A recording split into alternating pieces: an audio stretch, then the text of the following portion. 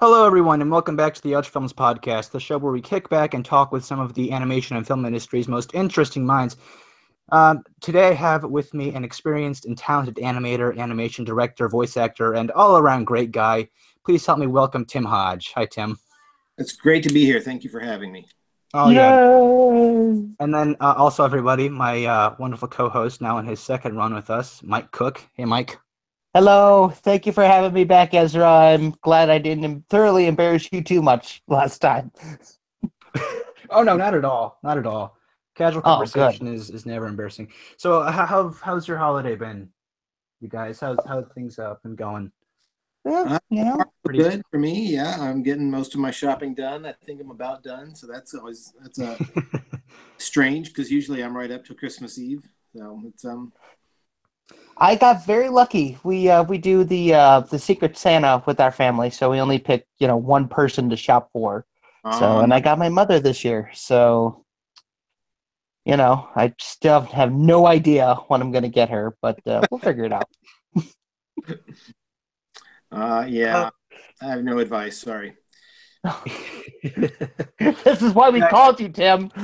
Okay, how about this? I just published a book. It's a print-on-demand book. Does your mother like zombies?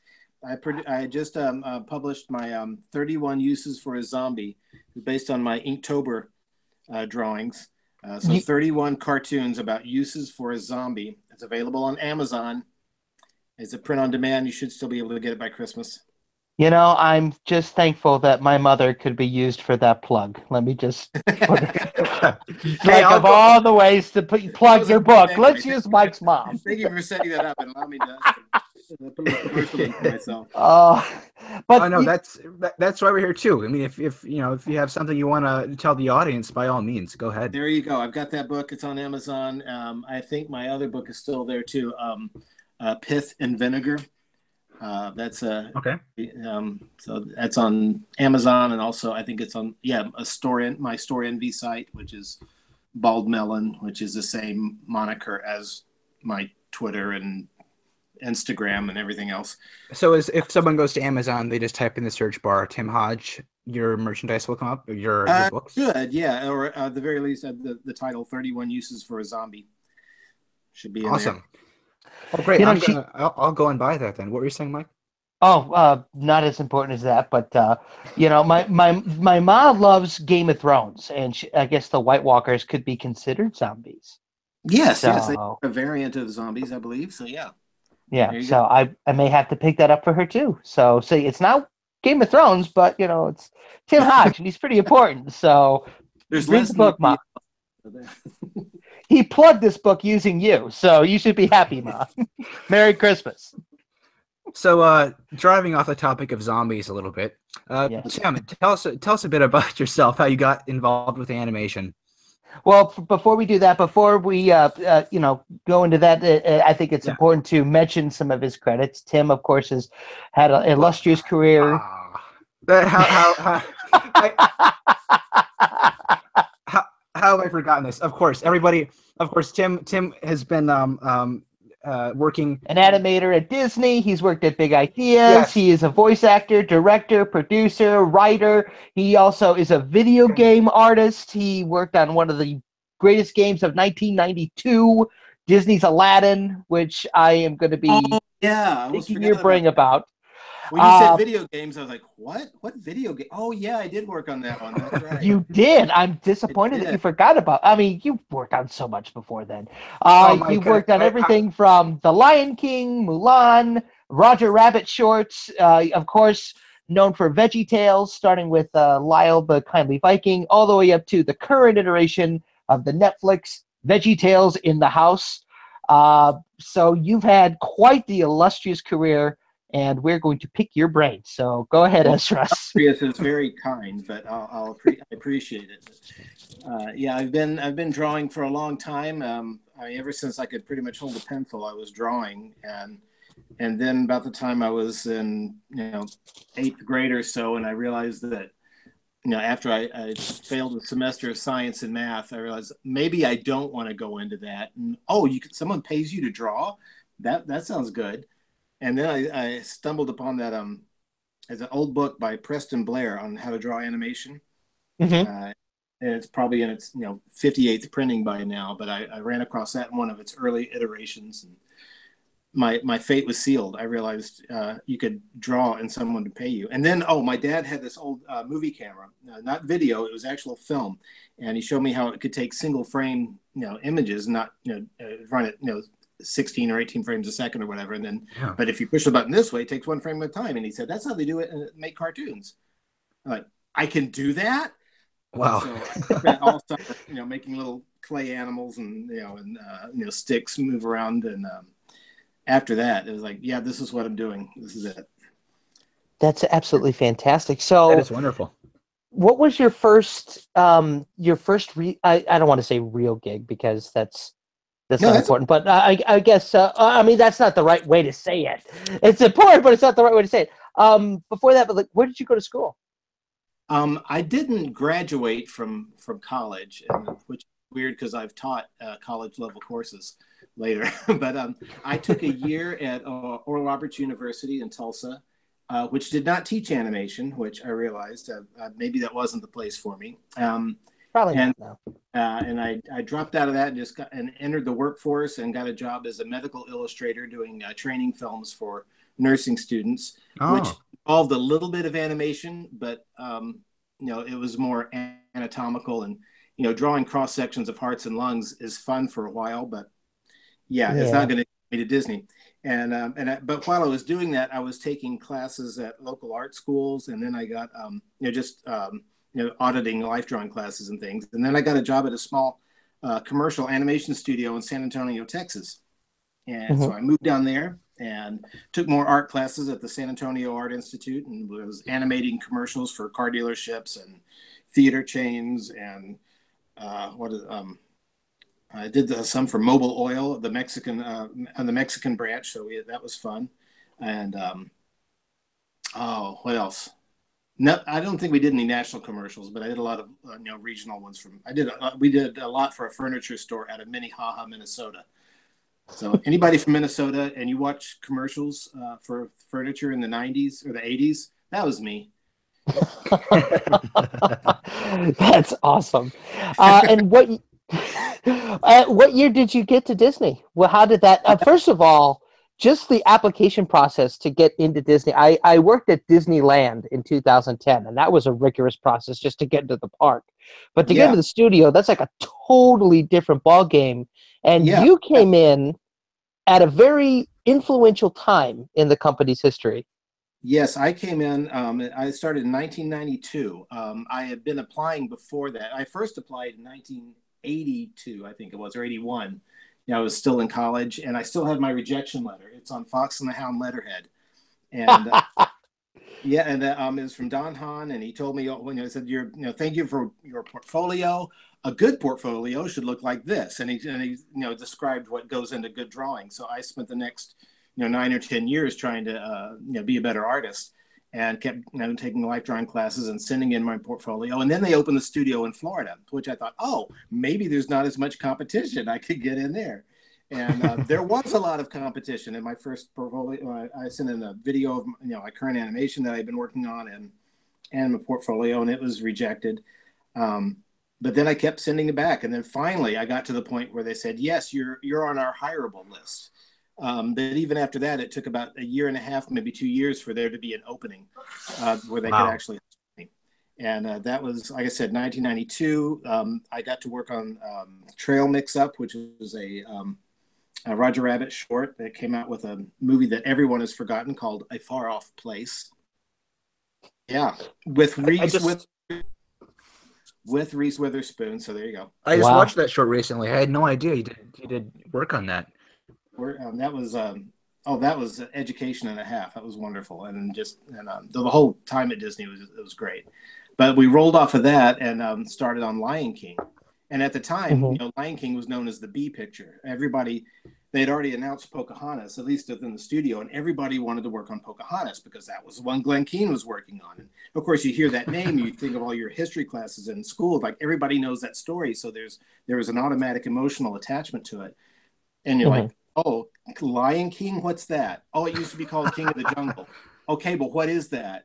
And and nobody really understood what it was. And then they had the story reel. I remember the first day we got to see the actual story reels.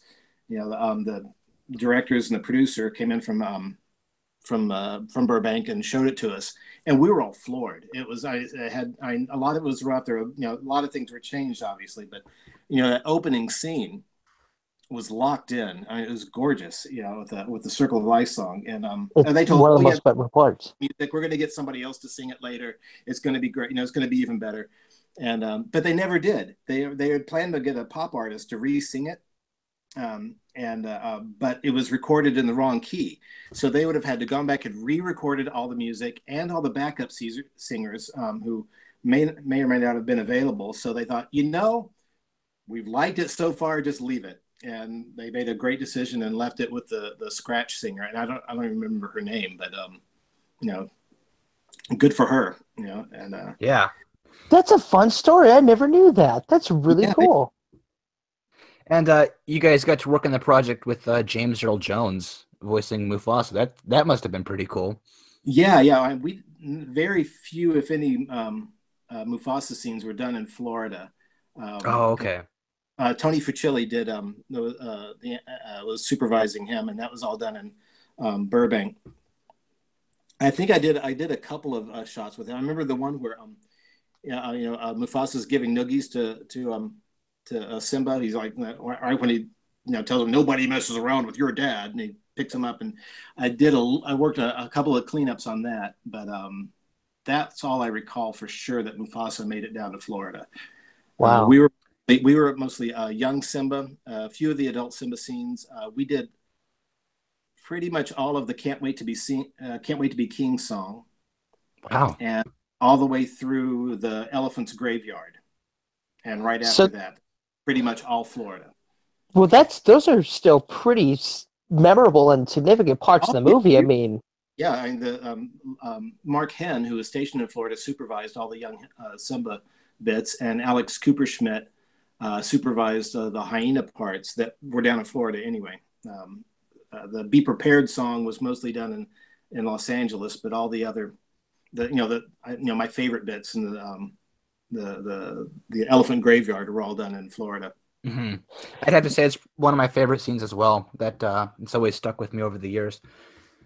So working in the Disney Animation Studio, what was that like for you? What kind of connections did you make? What kind of things did you learn? Oh, yeah, I felt like I was starting at school all over again. When I started at Disney, I was 30, and most of the other new hires were right out of art school.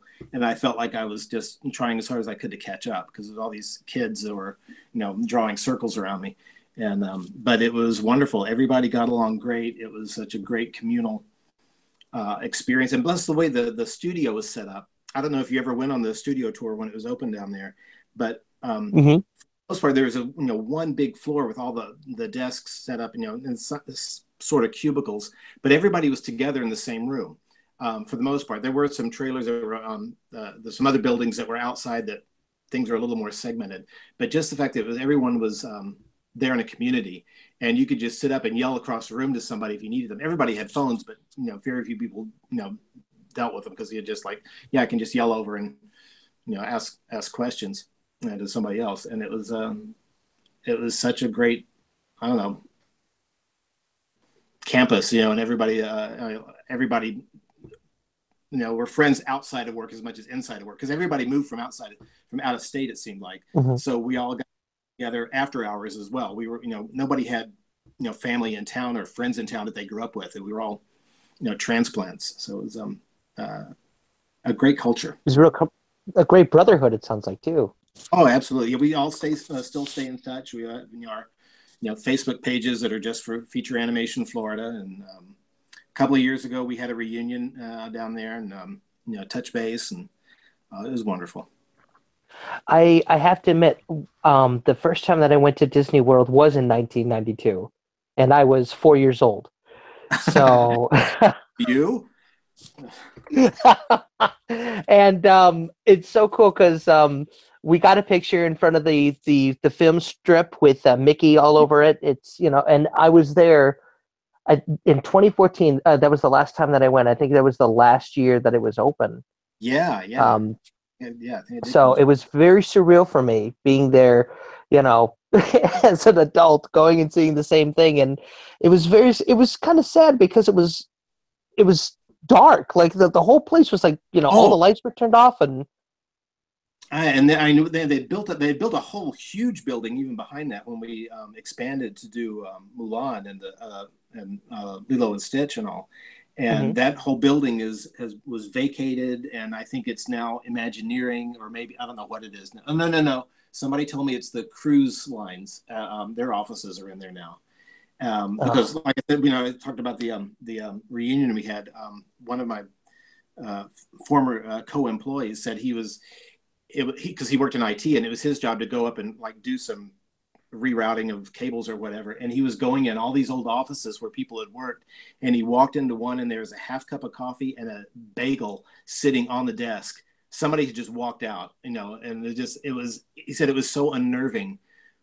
It was like going through Pompeii and seeing where all his friends had been and just vanished. And it was Wow. it was quite emotional, Wow.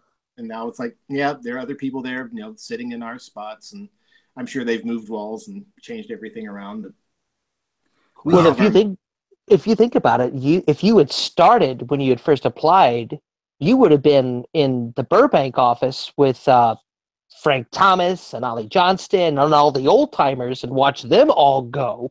oh yeah, you know, them had retired by then. I think Frank and Ollie were just retiring because that was right about the time that Illusion of Life came out, their book, Mhm. and I think I'm trying to remember of Eric Larson was still there. I don't remember now. He may have been, because most of the nine old men were either dead or retired by that time. I did get to work with Bernie Mattinson though, for briefly. I don't know if familiar with him. He produced and directed Mickey's Christmas Carol, and Oh, was okay. I Great. actually know his nephew, and really he fantastic. Yeah, yes, he's still we around. auditioned. Oh, I want to meet him so badly because he's like the big Mickey guy now. Oh yeah, he's because he was on Mulan. He and Joe Grant, because Joe Grant started on Snow White. yeah, and he worked all the way up through. Oh my goodness, I'm trying to remember when he passed away, but it was after Mulan because he was on Hmm. and just working with those guys, just such a you're touching history when when they lean over and they comment on your artwork, or they like, and when somebody Joe Grant turns around and says, yeah, what do you think? You're like, you're asking me what do I think? Oh, I should be asking. Did he have any funny Walt stories? no, it's funny. Joe didn't talk a whole lot. He was just real quiet. He usually sat in the back of the room during every pitch and would lean over to somebody else and whisper something like, "Oh, I think," and then, "Oh yeah, Joe says that Cricky should come in here." The Cricket character probably would have been dead if it weren't for Joe Grant. I mean, because he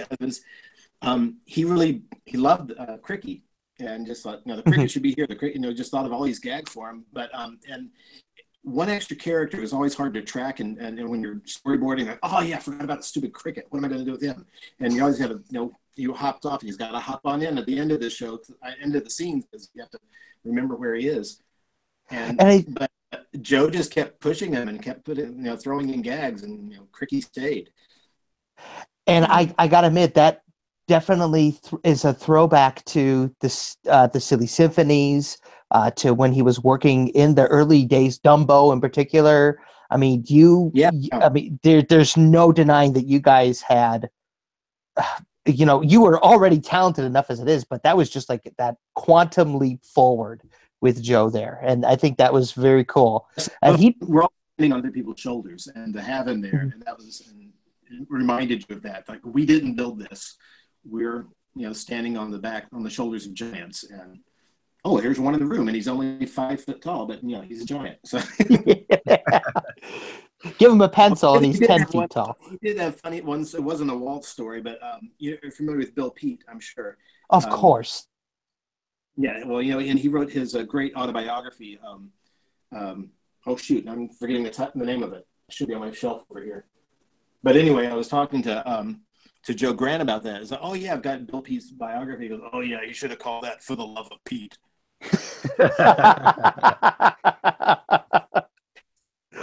So I think his autobiography is a little one-sided. So. Well, I mean, the way that he left the Oh yeah, studio was pretty crappy. I mean, you do all that work and, you know, you storyboard an entire movie just to have Walt go, yeah, we're not going to work with the book. You know, I'd be pretty steamed off too. yeah, yeah. Well, I really enjoyed the book. I thought it was a nice balance between giving Walt his genius, saying, yeah, Walt was a wonderful guy, but a real pain in the butt to work with, and he kind of walked that balance of he was a genius, but I couldn't stand him. Okay, so That's, you know, a lot of people, when I worked at Disneyland, a lot of people said that too. Like they said he was one of the sweetest guys when he was in the park, when he was a celebrity, but working with him, you know, it was his way or the highway. So, yeah, but and I anyway, think Ezra. people, Oh, go ahead. Sorry. no, I was just rambling. It's all right. No, that's why you're here to ramble. Oh, I was going to say, I think very few people were able to find that groove where they could work with him and understand that, yeah, he was, a tyrant. But if you understood that, you think the other artists, like, well, Frank and Ollie obviously got along with him real Hmm. well. Ken Anderson, but The there are Sherman people like brothers. the Sherman brothers, but, like Art Babbitt and, well, butted heads all the time. Hmm. And, that he was the one who pretty much led the strike in the 40s. And Chuck Jones, worked there briefly, Yeah, on Sleeping Beauty. That's right. and he was and I think it's in, was it Chuck a Muck or is it a magazine I read? He ran into Walt one day and he said, and they were talking. He said, "It looks like the only job worth having around here is yours." And Walt said, "Yep, and that one's taken." So Chuck didn't last. He was like, "Yeah, I'm not going to be around here," because he wanted to. He's a creative force himself and wanted to be a leader. So For sure. I mean, you take the man that, you know, built Bugs Bunny and you put him in, you know, the House of Mouse, you're going to have issues. yeah, Well, so what kind of work did you do on Milan? That was all animation, right? was in the story department on Mulan. That was I tell people, when people say, "What's your favorite movie you worked on?" It's like, well, Lion King was the best experience I had, as far as, it's such a great film and just that baptism into Disney animation with one of the powerhouse films.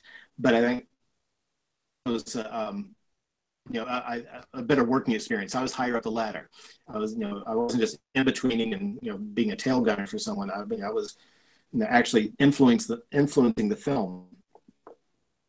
Started as a trainee, a story artist on that, and I got to work with Chris Williams and Chris Sanders and Dean Dubois, and of course Barry Cook and Tony Bancroft, who directed it, and it was just a whole other animal. Just getting in on the, realizing that, what I drew was going to make it on. I was going to make it on, I was going to say what I drew in the other was going to make it on screen too, but in a different way.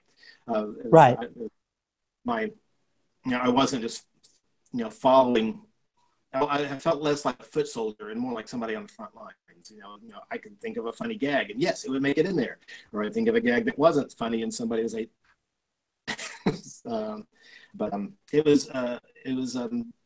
was intimidating because, again, you're working with very established people and creative powerhouses, and especially Dean and Chris, who went on to direct Lilo and Stitch, and then went on to DreamWorks to do How to Train Your Dragon. They are just a great team.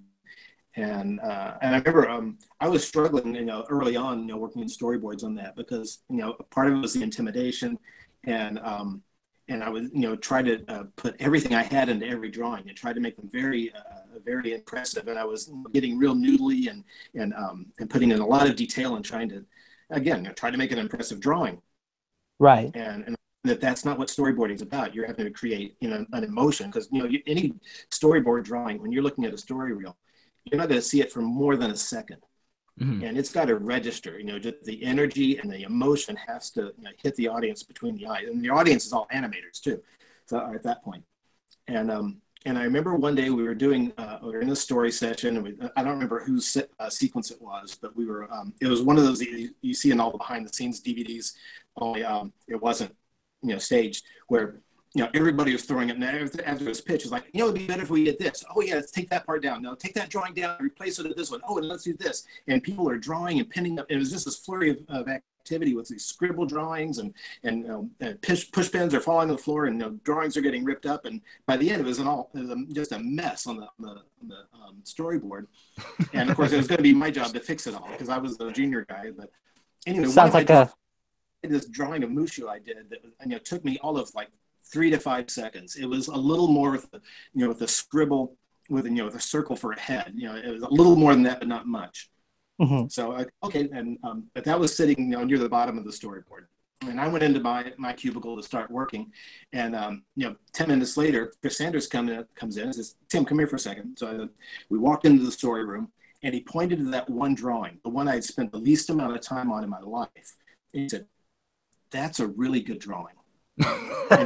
What? And that was the lesson I would like.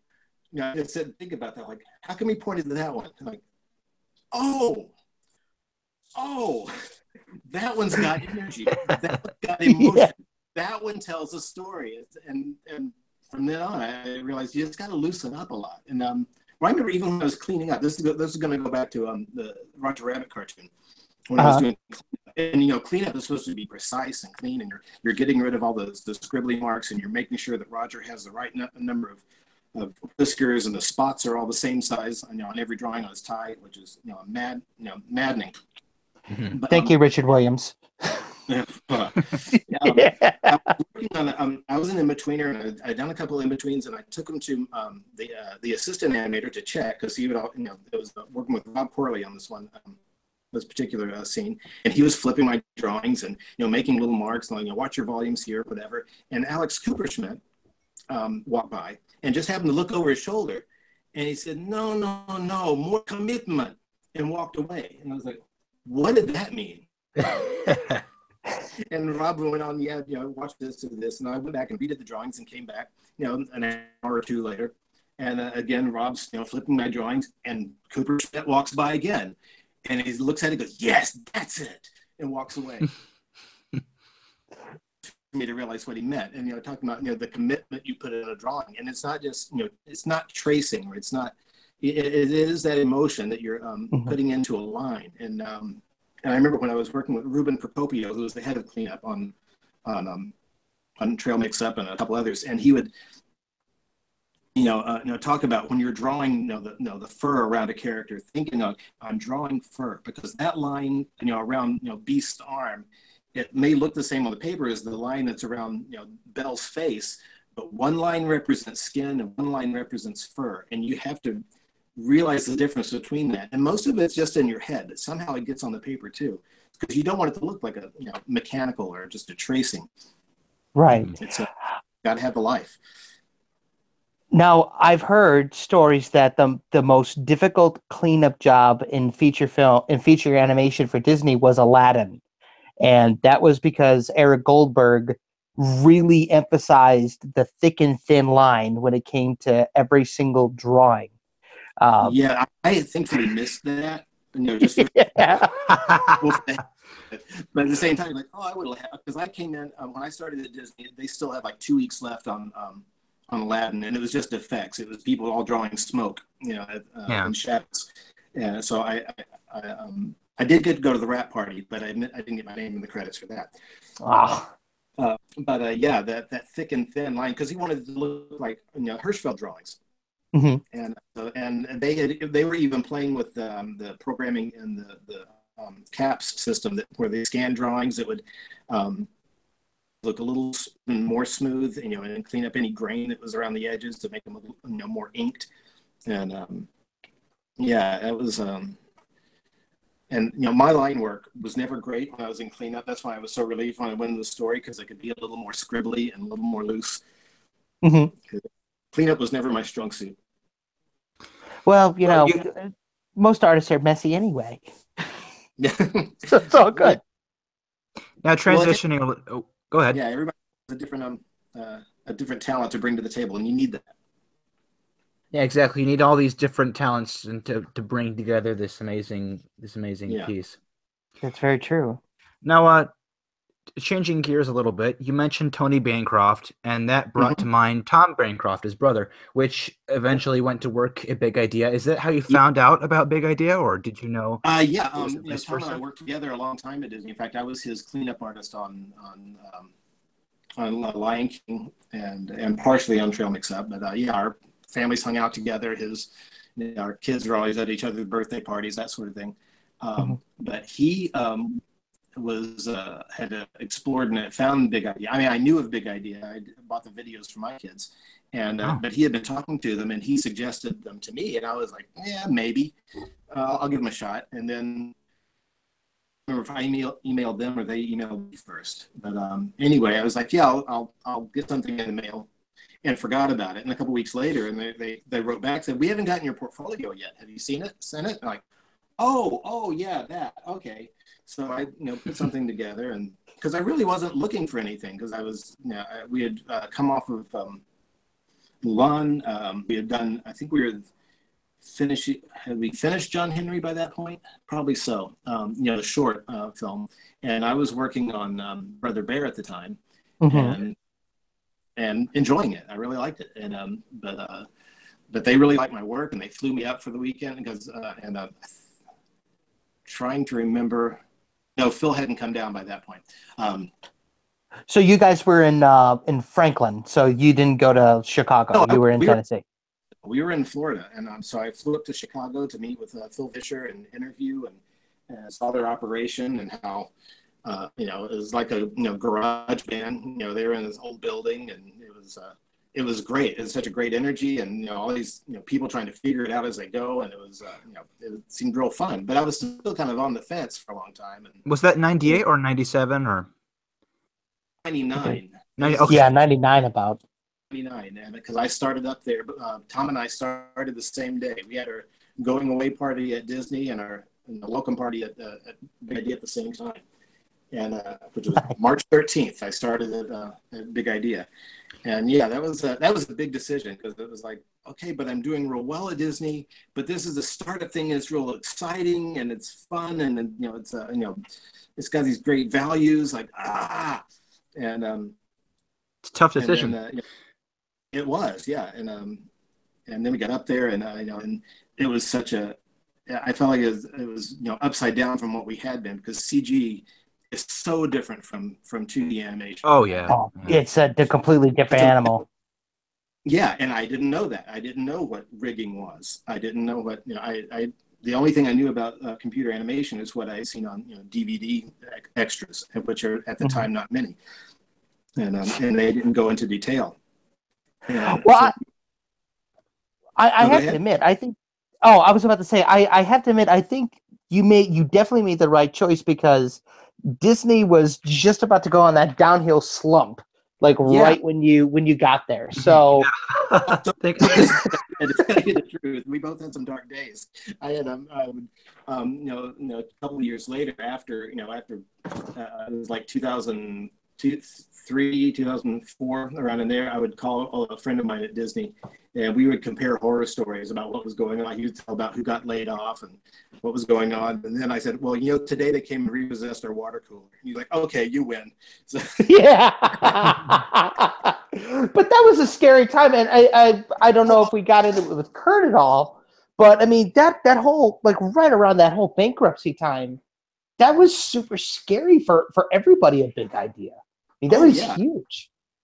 I don't know if it was scarier for the people who got laid off and could go look for something else, or the people who stayed and like, what's going to happen tomorrow? It was, Right. yeah, it was a real touch and go for a long time, and yeah, and starting at Big Idea, little things would be very frustrating. And then Tom and I would go to lunch every couple of days and like, what do we do? What do we do? Because these people haven't they ever heard of a pencil? Because they wouldn't like you'd want like somebody hanging from a rope, and I just storyboard that, and they're like, a rope? No, not a rope.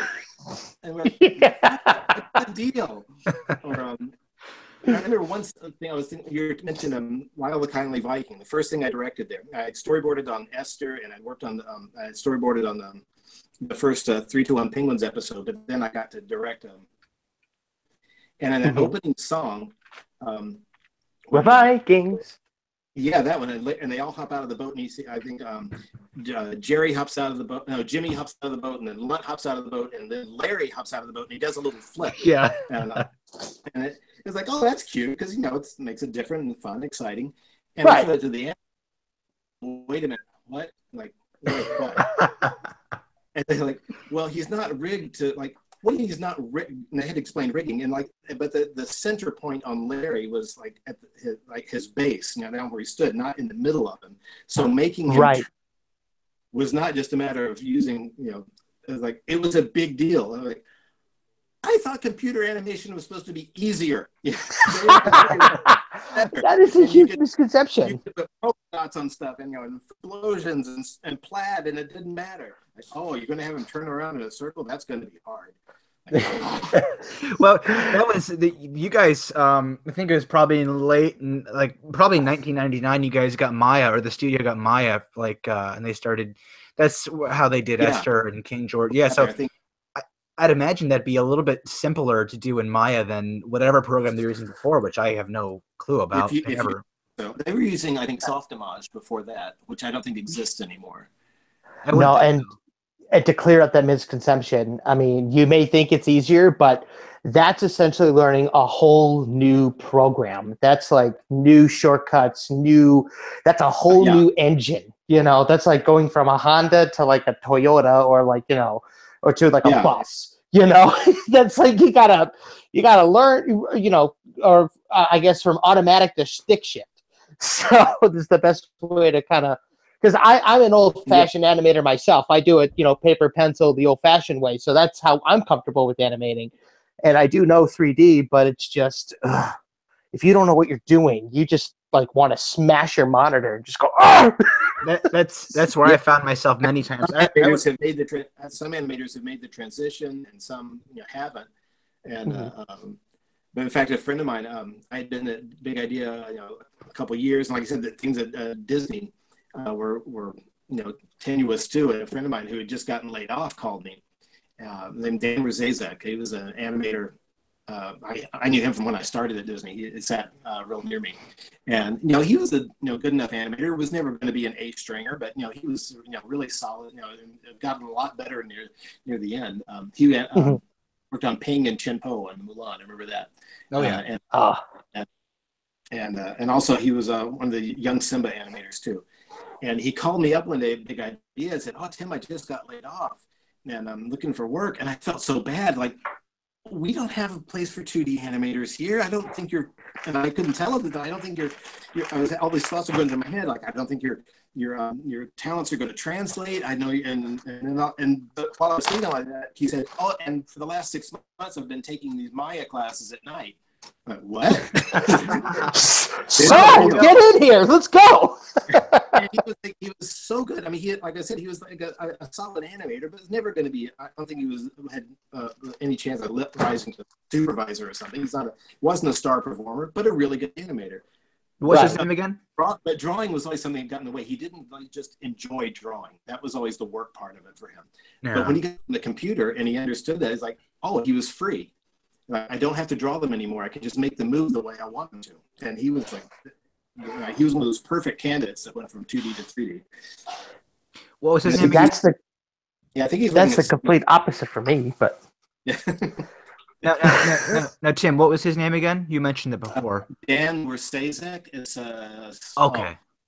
It's one of those names that has like 2 vowels in it, and everything else is consonant. Sounds about right. Yeah, WAWRCZX. I don't know. I can't. If I wrote it down, I could probably remember how to spell it. IMDb it.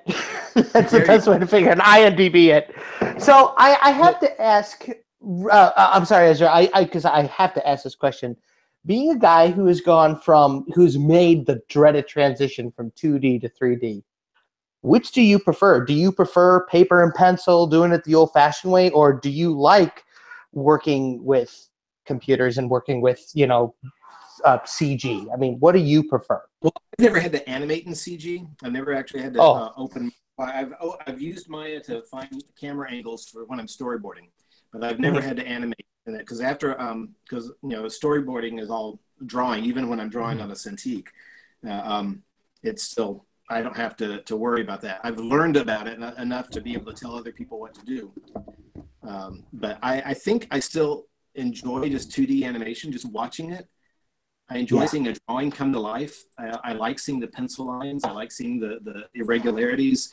You know, in that era of film that, you know, was especially when the Xerox era, from like, you know, Sword in the Stone. Yeah. Through, the Jungle Book, Aristocats, all those great films. I love seeing construction lines, you know, that lead through every so often, and the magic of watching a drawing move is what always intrigued me. And now, and as much as I love, you know, the Pixar films and things, I don't know if I had been 12 years old now, if I would have thought, oh yeah, that's what I want to do. Did you? But I can't. Because it doesn't involve drawing. Because I really love drawing. In fact, even now, I professionally, I'm working digitally all the time, you know, drawing on a Cintiq. But when I want to draw for me, it's always on. You know, I'm digging out my watercolors and pen and ink. I don't want to, you know, do it on a computer. That's wonderful. That's bravo, good sir. I'm you know, it's so true of so many artists. You know, it's like I grew up, and you know, we both grew up, you know, watching those films and being like, that's, you know, Beauty and the Beast, Aladdin, and Lion King were what made me, you know, say, I want to be an animator for Disney, you know. And to hear that, even, you know, all of the, you know, the original masters are, you know, I call you guys the original masters because that's how we grew up. You guys, you are our Frank Thomases and Ollie Johnstons and Milt Kahls. I mean, you and that, but thank you. But I mean, it's so refreshing to hear that, like, yeah, it's still alive, it's still there, people still do it. I mean, don't get me wrong, a Cintiq is, you know, spectacular. It's a great new piece of, you know, machine. But there's nothing. I love the convenience of it. I love being able to, you know, I live in Middle Tennessee, and I can work for studios and on both coasts and send my, you know, work in a matter of minutes, and it's wonderful for that. And I don't have to. I've dealt with, you know, when we were still just not very long ago, I dealing still with paper, and people would have to FedEx or fax their drawings to us, and that was a pain. But we thought it was convenient. Hey, look, it got here overnight. Cool. And, and now the thing, you know, it's instantaneous, and yeah, I still, and then, you know, part of it is the way you're raised. I like that tactile sense, and like when that feeling, the texture of pencil on paper, and, you know, kids that are, you know, graduating today and you know, and working solely digitally, you know, when they get to be my age and there's something new after that, they're going to long for the days of a stylus on glass. Yeah. Oh my God, they're going to be like doing holographic drawings and like, oh, I wish we could actually like put it down on something and draw. Yeah, it's got to plug an Ethernet cable into your head, and that's how you're going to do it. And like, in my day, we had to draw it on paper.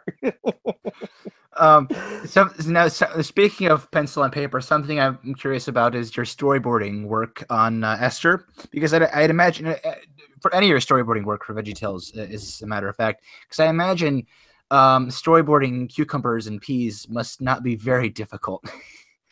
No, it's not. In fact, I made a sample storyboard to help, especially for the opening bits on the countertop, which were, you know, they were, for the most part, they were the same. You know, it's like, you know, a circle and an oval, and, you know, then you cut in the close-ups. And I joking with my storyboard artist, I drew like the patterns, like these, it just faceless Bob and Larry, like, here, just use these Xerox and then put new faces on them. That's what you have to do.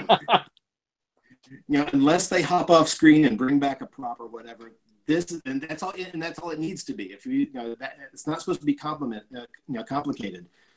And the countertop's only supposed to be about a minute long. If we go longer than that, kids get bored. Get into the story.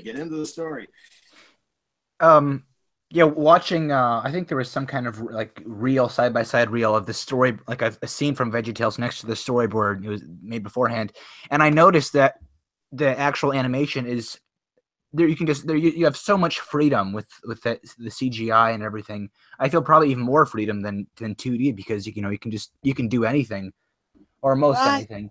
I sorry, Ezra. Yes. I'd have to kind of disagree there a little bit. Yeah, that you think you have freedom, but Yeah. you don't. Freedom comes with, because the more I got in it, especially as I moved into producing and stuff, you realize, it's expensive to do some things, and it's time consuming. Well, that is expensive, and you realize if you change if you, like we were talking about that countertop set, which is supposed to be just like a single wall set, like the opening of Saturday Night Live, where you're just looking at a backdrop and an actor, and if you turn that camera too much and look up or down, then you have to build more set, and you have to light it, and it's got to look good, and that's time consuming. And I didn't think about that. You only think about yourself. I really selfish storyboarder. I really don't know much about 3D animation. But where I was going with that is, as I watched the storyboard and then I watched the actual finished animation, and I'd see how facial expressions, I guess, is the best way to put it. They would change. Like you'd have in the storyboard, there would be smiling. In the actual animation, the finished animation, there would be frowning or something like that. Now, could you go a little bit more in depth with working on Esther? Because I've done my research on this kind of stuff, and that's probably my favorite VeggieTales video, simply because of the tone choice and just the Godfather references and all this wonderful stuff that all comes together so beautifully in the film. What was it like working on that, or what was going through your head? I came in, I'll put it that way. It was already in production when I started, and people were working overtime to get it done because like you noted, it looks a lot more lush and rich. There were more sets involved, there were a lot more effects, and they were trying to do a lot more subtleties. And because they were gearing up for Jonah, and they were trying to push themselves and things. And oh my goodness, this is almost 20 years ago. Well, 17 years ago. Oh wow, that's a long time. You feel old yet? Well, I remember when it was running long at the time, and we were still we were reboarding the beginning because Tom Bancroft was like I said, started on there too, so he was boarding because he didn't know how to do computer animation, and he was hired as an animator. But okay, until you learn, board this. And we were trying to, of course, we were boarding stuff and then realizing, we have constraints because there's a set involved, and we realized that we can't put the camera anywhere we want. Right. And it was technical learning experience for us, and plus it was too long. The show was supposed to be at the time around.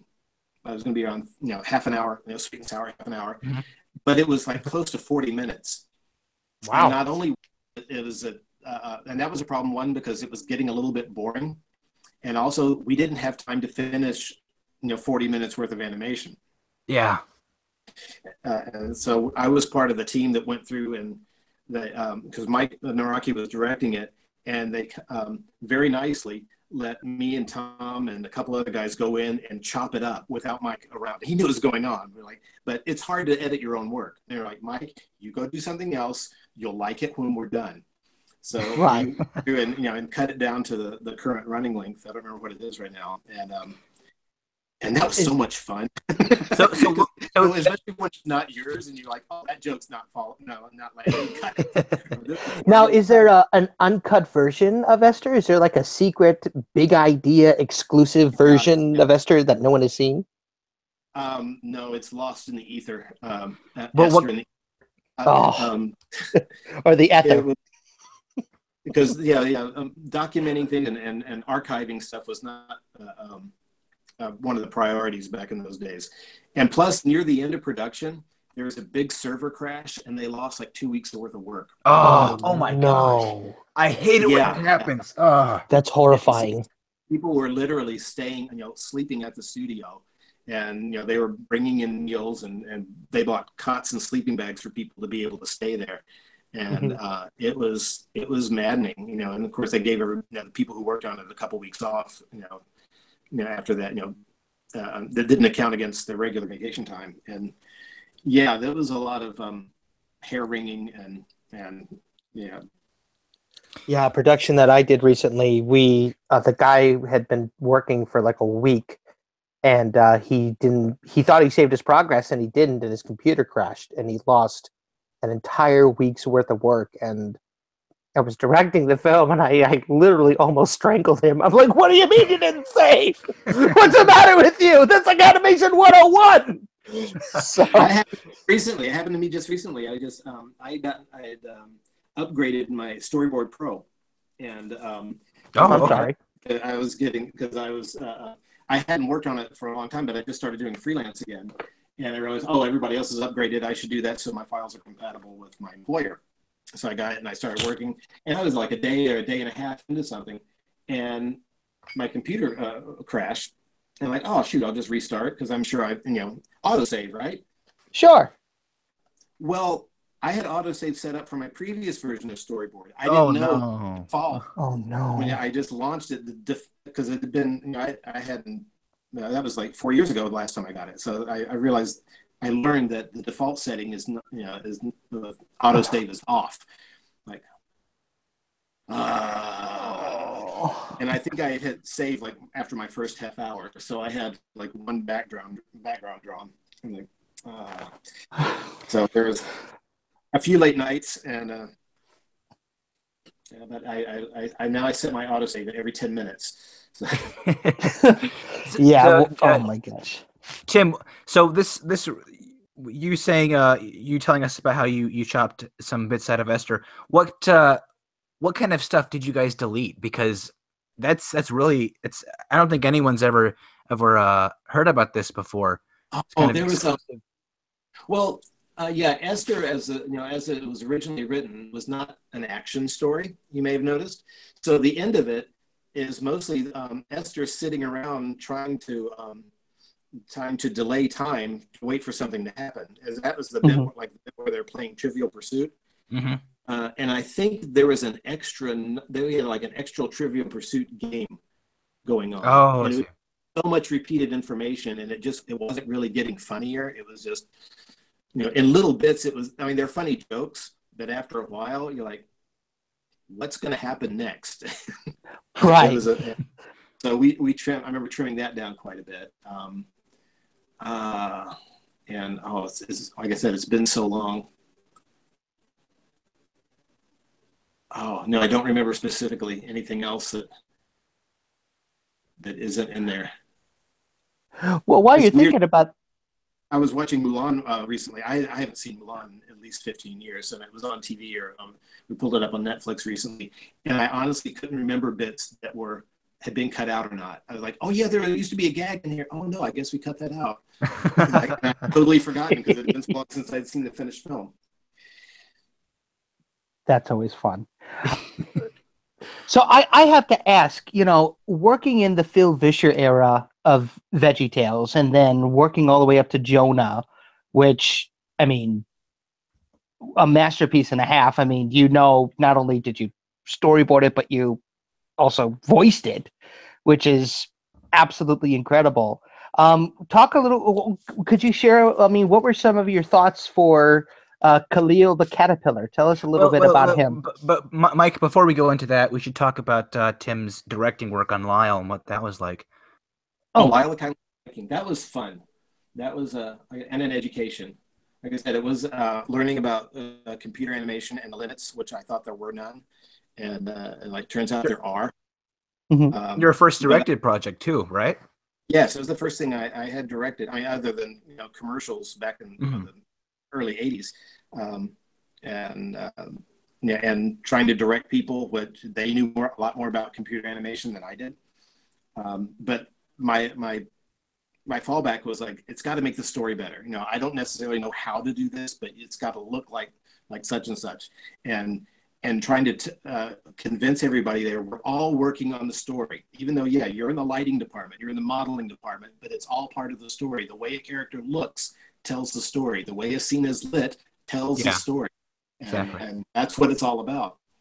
And trying to bring in everybody. I think we all know the visual language of cinema just because we've grown up watching television, but to be able to train people who know it instinctively, but to give them specific language and vocabulary to put to it, and make them rethink about, why are we putting the camera there? Is it just because it looks cool?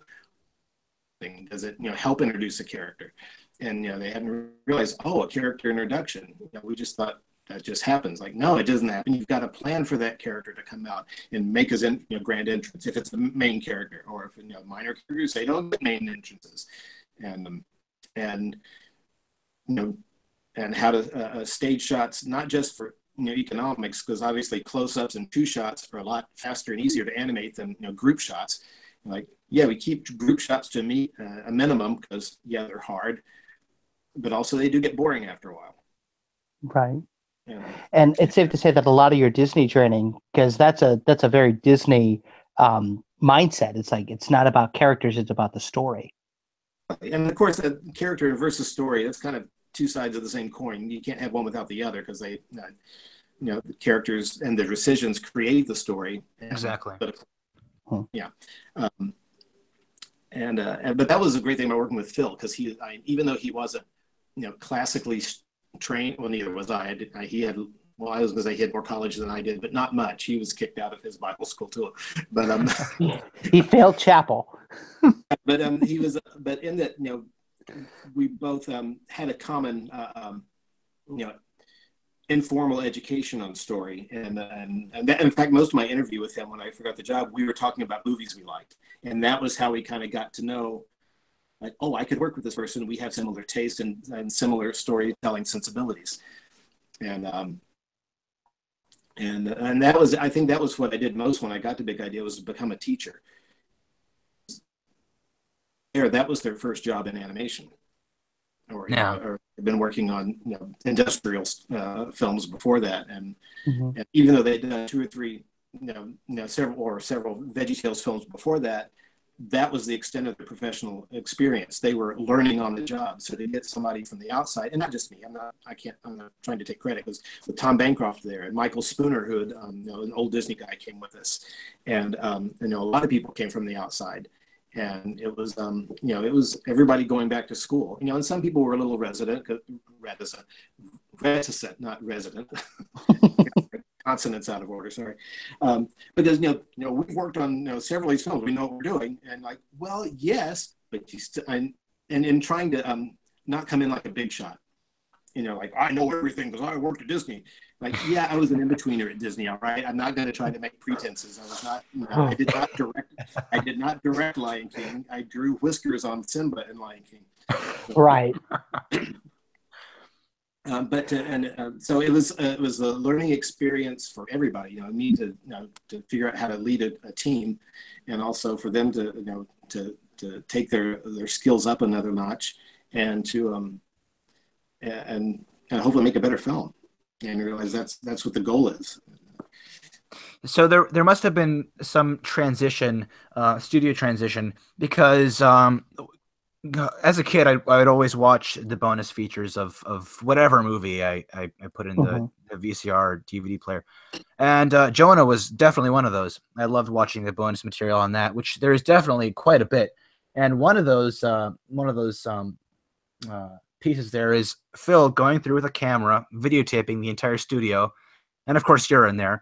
But it doesn't fit the description of what you said earlier, of the the garage-esque type of studio workspace.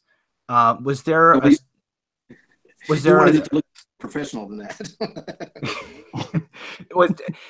Did you guys switch studios sometime in there? In fact, when I interviewed in late or mid '99, they were still in downtown Chicago.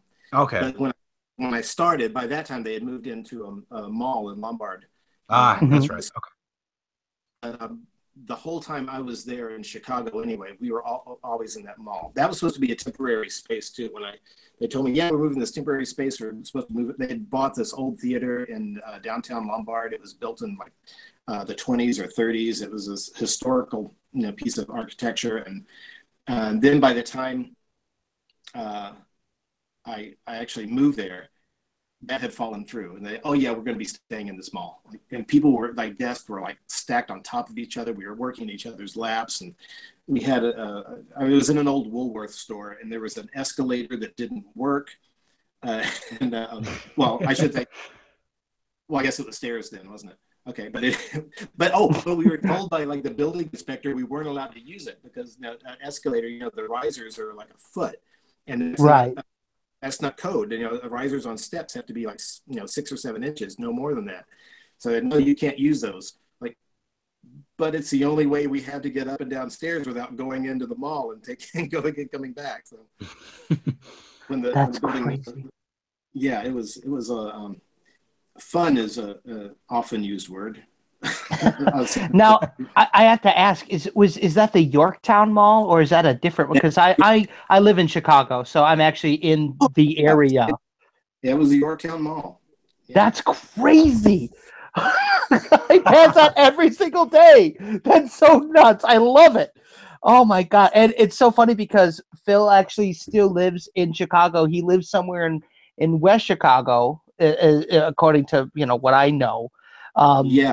Can't remember exactly where because he moved because a couple of years ago I sent him something and it didn't get to him. It turns out I had his old address when he was in Wheaton, and I didn't know he had moved a couple miles away into West Chicago. But he's somebody that I definitely would like keel over to talk to, and plus he's in my hometown, so that's really cool. Look at but I had to ask, like, in the vicinity of York, because I'm going to look for it now tomorrow when I go in. Do you remember? Was it closer? I don't know if it was there, like the McDonald's, or was it closer to the actual mall, or like Highway 88? It was in the mall. It was I was going to say right next to Montgomery Ward's, but that's closed too. That they went out of business while we were there. What's the barbecue place? Famous Dave's. We were right next to that on the outside. Okay. Yeah, Mike, I'll send you a link. There's actually someone posted the entire tour on YouTube. I'll send you the link.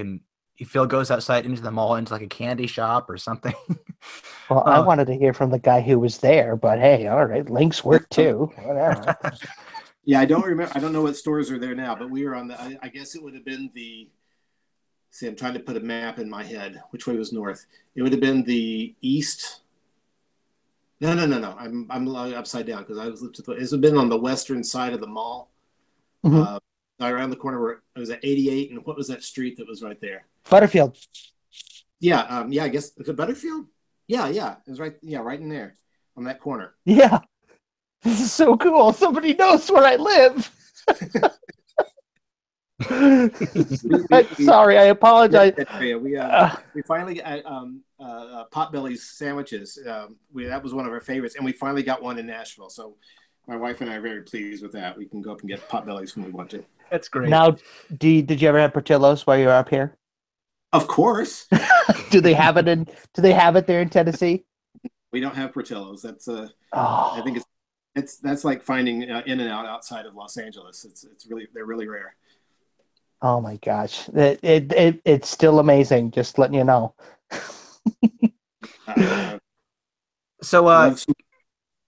And Buona beef. Anyway, yes, back to animation. So Mike, I'll let you take the lead on this. I guess we're talking Jonah now and Khalil and all that fun stuff, wonderful stuff. Yes. So, because I happen to be a voice actor as well. So, I'm sorry. Yeah, me too.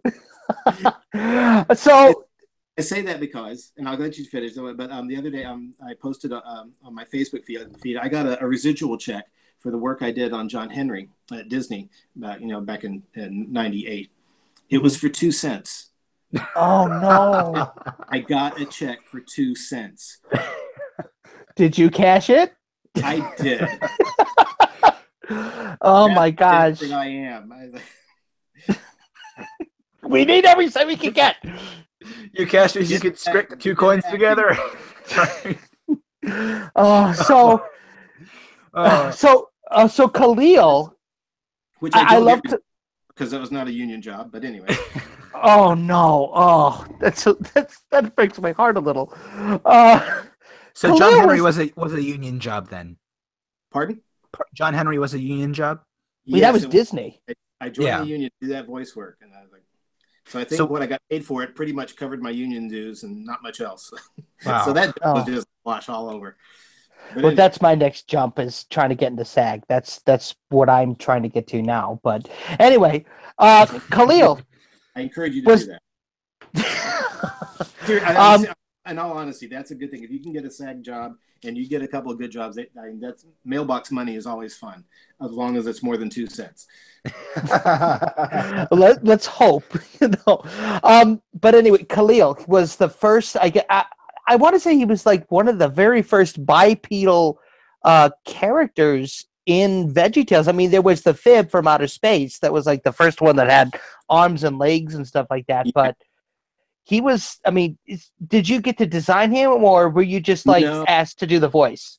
I was just asked to, well, I say asked to do the voice. They were searching for the voice. I know Phil had come up with this idea of having this Pakistani caterpillar to be the worm from the story of Jonah, because that's that was his inspiration. Like, oh, we can make, because he needed somebody to speak for God. And like, oh, biblically there's a worm that eats the vine. Mm-hmm. He personified it, so that was a fun idea. But that first, he had it in his head. He's got to be a Pakistani worm. I don't know where he got that idea, but Only stuck. Phil could think up such things. Yeah. So they, Mike, they tried to get Mike to do, because Mike does a handful of voices. Phil, and then Phil is already doing like 30 voices. So I give him a break, let somebody else. And Mike tried it, and it wasn't quite reading. And they called in. There's another artist there, Dennis Brado, who is one of our concept artists. He tried it because he could do a great Apu from The Simpsons. And of course, when he did it, like, it sounds too much like Apu. So and they even had an Indian pastor to come in. It was a missionary that either Phil or Mike knew from someone from church or something, and they got him to come in and read the lines. And of course, his accent was authentic, but his acting wasn't. He wasn't the comic actor. So on a whim, I'll try it. So I got in the booth and read it, and they're like, "Yep, he's the one." So it was kind of a hit and miss for a long time, but it was a fun gig. I did it. It took me about a week and a half to do the dialogue, and off and on, and then it was shown worldwide in theaters on the big screen. That must have been quite an experience. Yeah, that was weird, and especially when you meet kids and the parents bring their kids and they start reciting lines back to you. Like, yeah, I know, I did that. Well, I'm going to ask you to do it again. This is 17 years later, and I still have people, little kids. We had somebody that came by when I was still, working on VeggieTales in the house. We had a family that came by, stopped in. I can't remember where they drove up from, but this girl was like 16 years old, and she was, when she found out I was still there, she was in near tears that she got to meet Khalil. And I'm like, oh wow, that's so long ago. I'm like, okay, but and they realized, no, for people who watch it, yeah, it's still magic. And well, I think Jerry Orbach said it best, because that's like being Jiminy Cricket. You're forever. Yeah. So I'm going to ask you to do a little bit of Khalil, if you don't mind. If you're not up to it, I understand. No, that's okay. My mother was a caterpillar, but my father was a worm. But I'm okay with that now. I'm traveling, buddy. Yay! That particular line stays with me because that was one of the ones they used in the little plush that had a sound chip in it. Yeah. Whenever it bumped, it would recite. It had like 7 different lines it would recite. No, or is it just that one? But anyway, when we were moving, that one was in a box. And every time we set that box down, I would hear myself muffled inside the box screaming, "I'm traveling, buddy!" Oh my gosh. That had to be both amazing and trippy at the same time. Very disconcerting. Like, I'm sorry, everybody. Or like I'd walk into Christian Bible stores and they would always have little toy sections with a bunch of VeggieTales stuff, and see the Khalil in this little box that came with a pirate ship. And uh, now what kind of other things did he appear in? Because he made an appearance in Little Yes. Joe. Um, and oh, that's right, Little Joe. I forgot about that in the silly song. Yeah. Yeah. Yeah. Belly Button. That's the one. Yeah, I forgot about that because Mark Volcano directed the silly song of that, and I did the rest of Little Joe. Yeah, he came back for that, and then later, when we were doing Tales from the Sock Drawer, which I believe was a compilation, we'd already moved to Tennessee by that point. Studio had moved, and again, and it was the shows were being animated in Canada, and Really, for some reason, we didn't have the model, or they had upgraded the software. We didn't have an upgraded model for Khalil, and he was supposed to be the character Lutfi, the sock puppet. And Mike's idea was, the sock puppet would come out and talk, and then at the end of the show, he would take the sock off, and Khalil would appear from underneath, and they're like, it was me all along. And of course, he knew from the voice. Anyway, but it was determined at the end, like, oh well, we don't have the updated model, and it's too expensive to update him for this one gag. So sorry, but it was going to be funny. The funny wasn't worth however much it was going to cost to revamp him. So so when you go back and watch that, just imagine that Khalil pops out at the end and laugh for me. And then he came back in Pistachio. He played the Jiminy Cricket character. Oh, he mentioned Jiminy. Yeah, he did. That was there we go. And then again in the disco one, Celery Night Fever. Yeah, he was a sushi chef, part of the band. And I didn't work on that one, except I came back. I just did the dialogue recording on that one. That's so cool. So before, I want to get into the VeggieTales and the house stuff, but before we do that, VeggieTales in the House and that whole new DreamWorks era is directed by Doug TenNapel, who is most famous for doing Earthworm Jim, which is an amazing transition to the work that you did on the Aladdin game. I don't know if you remember a lot of what you did for that, but tell me that's... Doug and I talked about that because we were kind of working on these at the same time, and there was some I think he actually... Did he bid on... I think he was supposed to work on the Aladdin game, but his company didn't get the job. I'm trying to remember now. Of course, he would know more about it. It was kind of for me at Disney, it was thing they needed a few people to work on it during, in downtime. We were between projects, and like, okay, who wants to, who's training to be an animator, and would you like to get a chance to animate on this? So, all of us in-betweeners were like, me, I want to animate. So, yeah, right.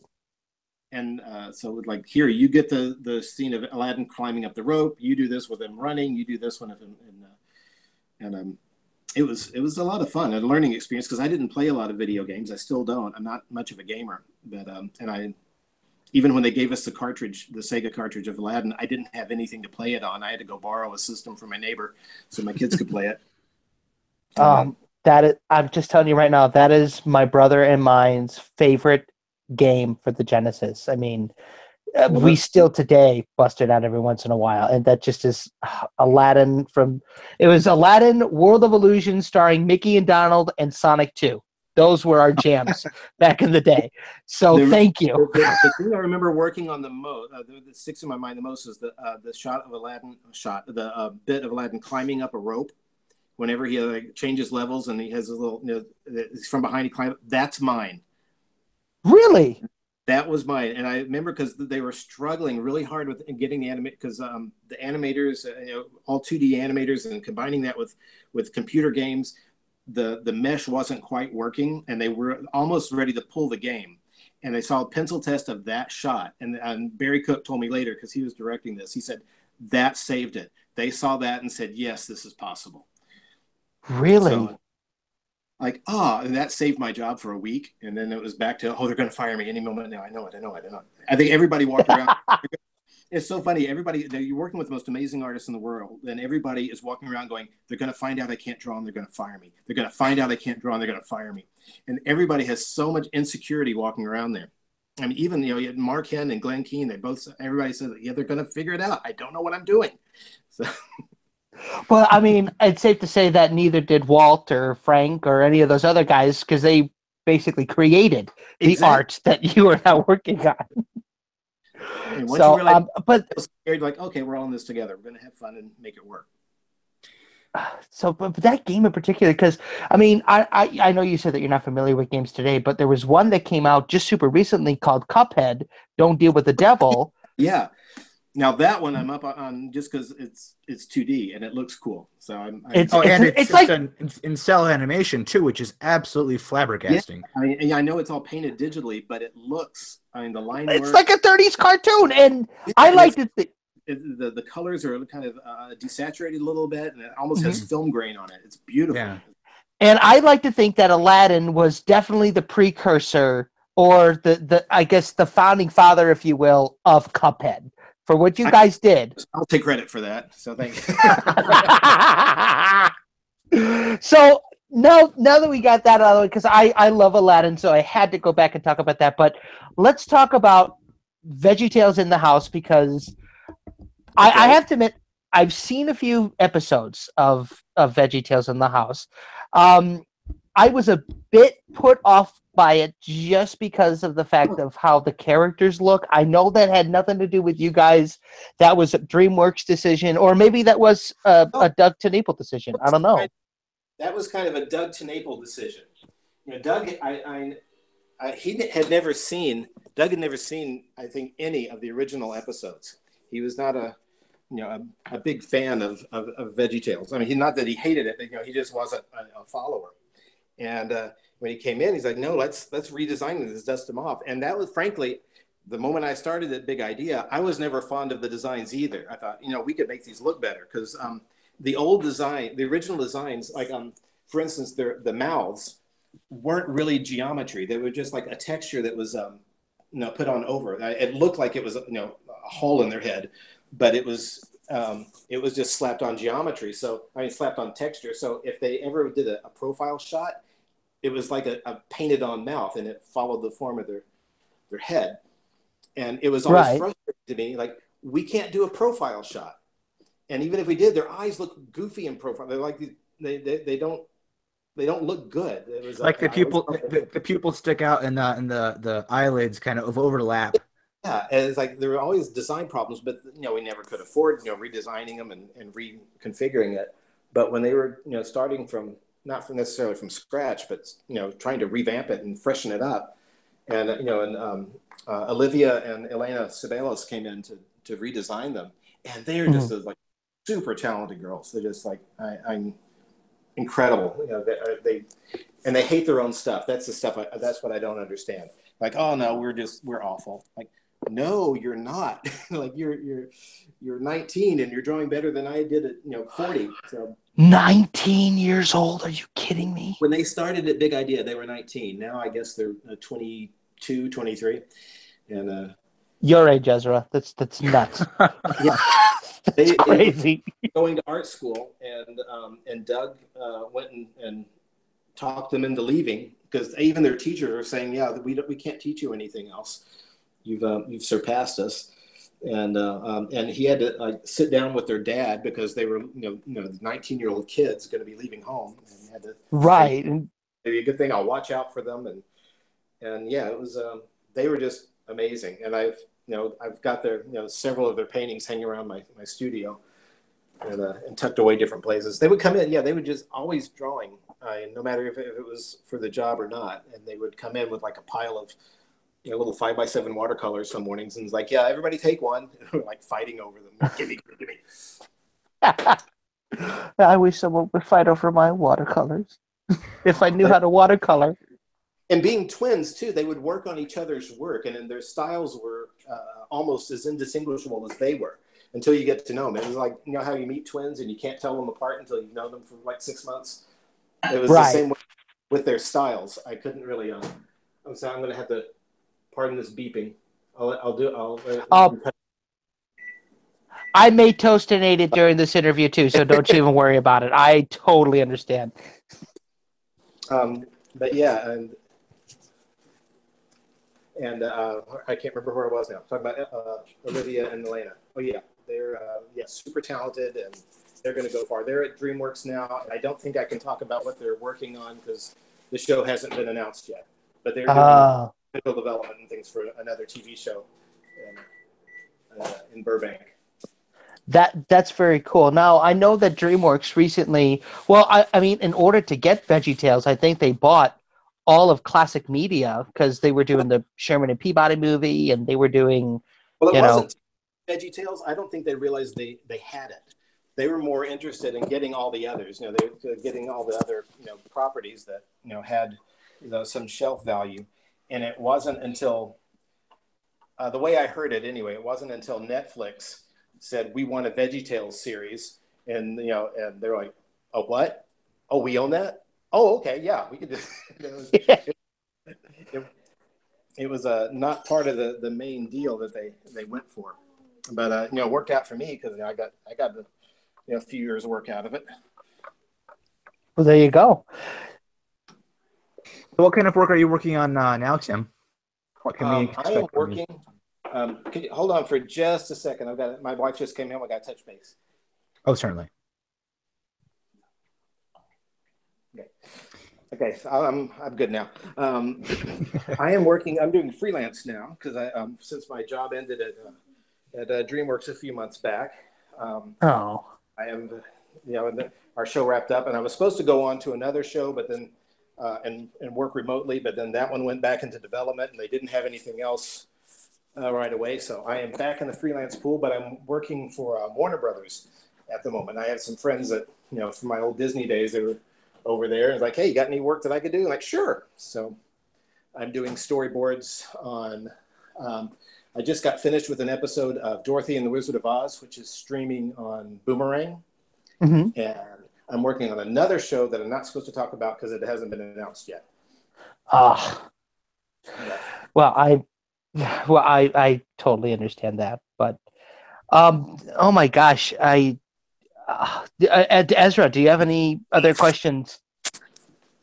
Oh no, I think that's just about it.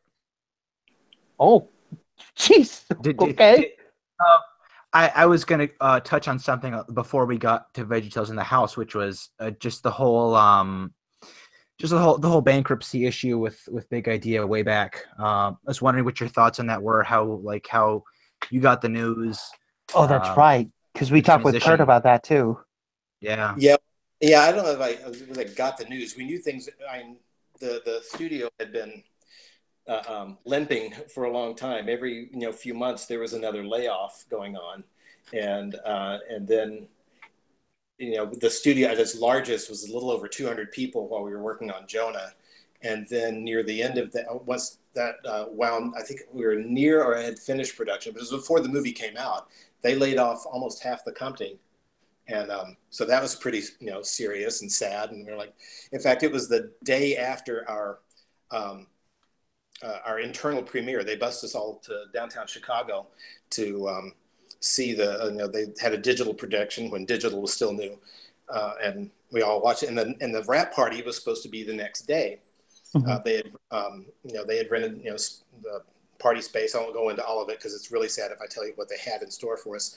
But instead, the next day, they had a big meeting and said, we're not going to have the wrap party after all because we didn't think it would be good to do that after we lay off most of the people.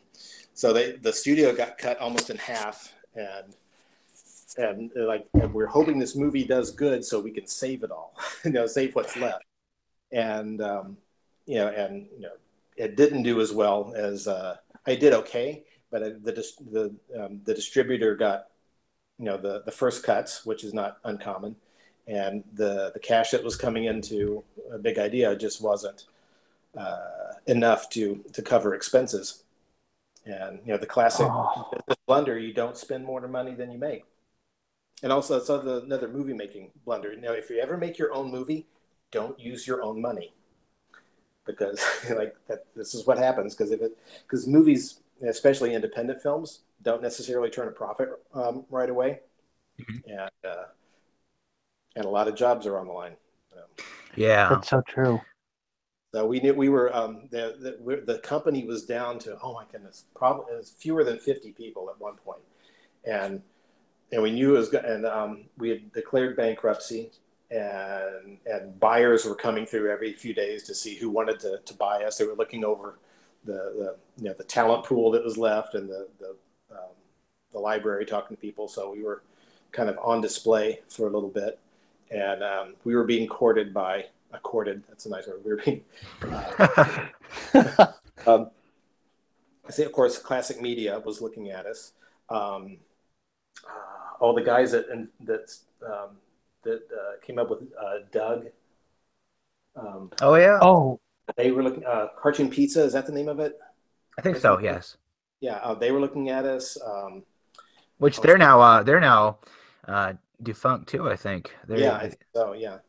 A couple other places too, and then they had the auction one day, which took place at a court, and we were all sitting in a conference.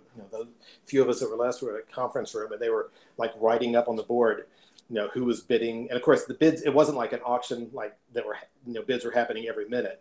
A bid might come in every couple of hours because they were. I don't know how those things work. I've never been to bankruptcy court, thankfully, and, right. But it was a lot of. It was a weird day, a very weird day. And then we found out we were bought.